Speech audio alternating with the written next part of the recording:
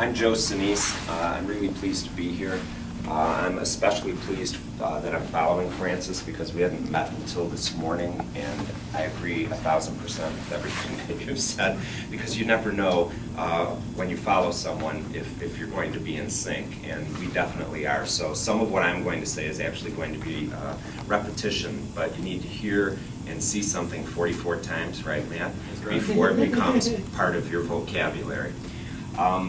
I've been doing my own teacher research at the high school level for the last 13 years, but that's not why I'm here. The reason that I was invited is I started a program at Highland Park High School, which I retired from a year and a half ago, called the Action Research Laboratory. And I've given you my contact information here because the little cards I used to have are no good anymore because they say assistant principal and have all the wrong information.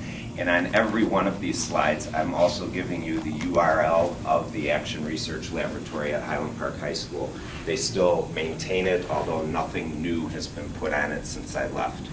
But I'm going to be talking about this program. Before I explain how the Action Research Laboratory works, I'd like to explain a couple of assumptions that I make about action research going into this. One of the major points is that you're not trying to prove anything.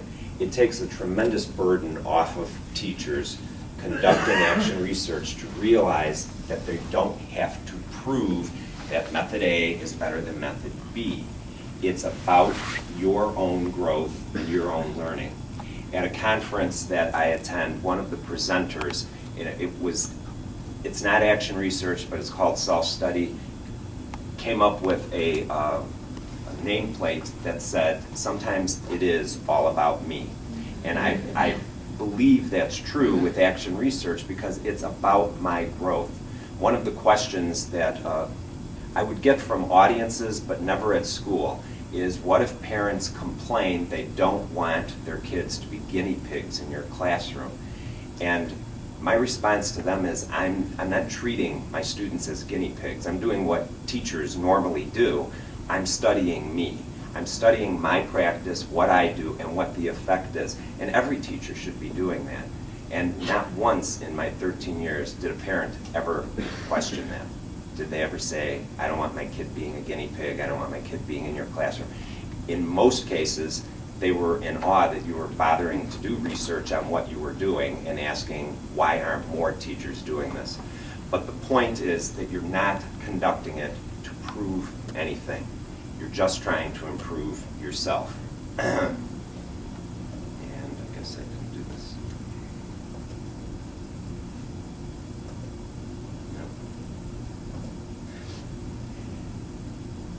Teachers sometimes when I present say I'm doing this already, but the parts that are not there all the time, and Francis mentioned that, is it needs to be systematic. Just going into your classroom and having a sense of that was a good lesson, that wasn't a good lesson, that worked really well, isn't good enough. There has to be some systematic collection of information. No matter what it is, and Francis has given you a great menu of ways to start, and they don't have to be ultra sophisticated, they can be very simple, and I know that the other presenters are going to explain how they do it. But as long as it's systematic, a systematic collection of data. What I always explain to teachers in the Action Research Laboratory is that teaching is such an isolated profession for the most part, less so than it used to be, but that teachers are reacting on gut. So when I would observe a teacher as an assistant principal, I would go into classrooms and I'd say, what did you think of that lesson? Well, that was really good. How do you know? Well, everybody participated. Okay, well, let's look at the data I collected. This kid was sleeping. What's the problem with that kid in the right-hand corner? Oh, he never participated. Well, okay. You know, we go through just the data. I didn't judge, but I presented it to them. And what was missing is that there isn't any systematic collection of data. It's just a gut feeling. I felt good, so they must have felt good. I had a sense that there was a lot of participation, there was a lot of noise, so it must have been good. And especially as a high school teacher, I would not teach that lesson after that day until a year from now. what did I learn? What did I collect to know how to improve that? And so it needs to be a systematic study, and then the other side of the coin, that it's not proving anything, it's to improve practice. It's to improve you, what you understand, and what you do in the classroom.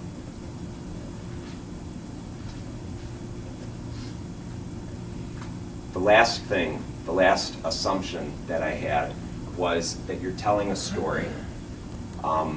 At Northwestern, when we teach, it's a 3-course sequence in doing a huge research project.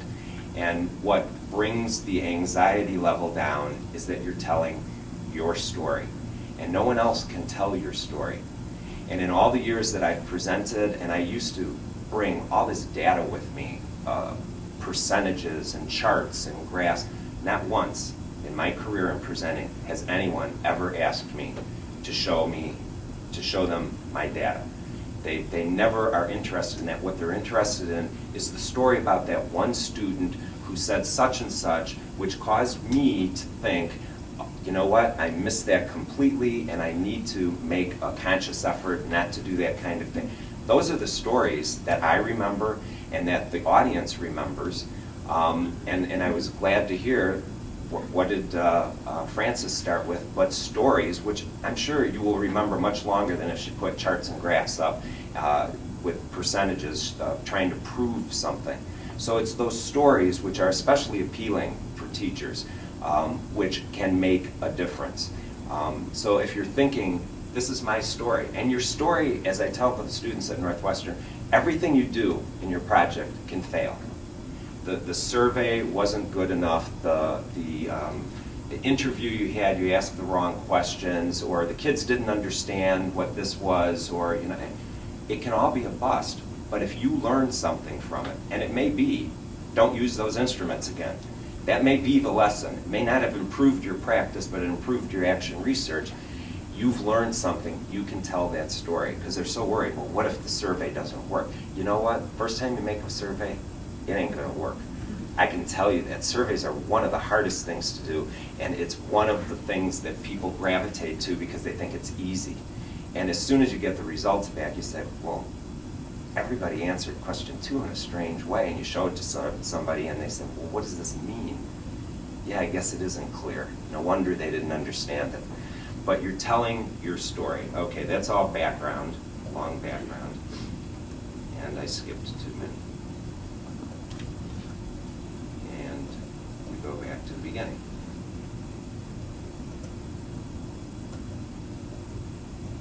Now it's working the way I thought it was. Okay. The Action Research Laboratory was an idea that hatched in my mind when, I'll be very honest with you, I was an assistant principal for 3 years, and I thought, is this it? Is this what I have to do every day, every year? Because I've got this down. And I was missing the classroom. I wasn't in the classroom. And I wanted to find a way to insert myself into the classroom. There was a personal motivation there. And the other was that I, as a teacher, and I always considered myself a teacher, I wanted to be able to support teacher professional development. And so in 1995, I actually twisted arms of 3 teachers to form a team, and there were only 3 of them at that time. And we created the Action Research Laboratory. An interesting anecdote is about 2 months into the process, each of the 3 teachers, and they didn't really know each other except as meeting as a team, each of the 3 teachers came to me separately, made an appointment, sat down and said, I don't think you know what you're doing. And I didn't. And they said, and we don't know what we're doing. And they didn't. And I convinced them to stick with it, which they did. They made a 2-year commitment to it and continue to use it. But it was a learning process for everybody involved. And to this day continues. Okay, the goals of the program were, there are actually 5 to begin with. This is how Action Research works. When I started to research how well the program was working, as Allison said they do in places other than education, I had no evidence for the 5th goal. Teachers didn't understand what that goal was. It was something that was personal to me. I dropped it. Okay, that's how it works. You adapt. The first one is collaboration.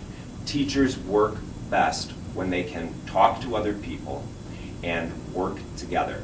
And by far, that is one of the greatest benefits of doing collaborative action research. It doesn't have to be collaborative, but what I've found through my experience is that the collaboration on a regular basis, so it is systematic, helps tremendously. Teachers support each other. And very often, I was the facilitator of each of these teams for a while, and then when teachers were in it a few years, they became facilitators for other teachers. What I found is I could remove myself because they supported each other.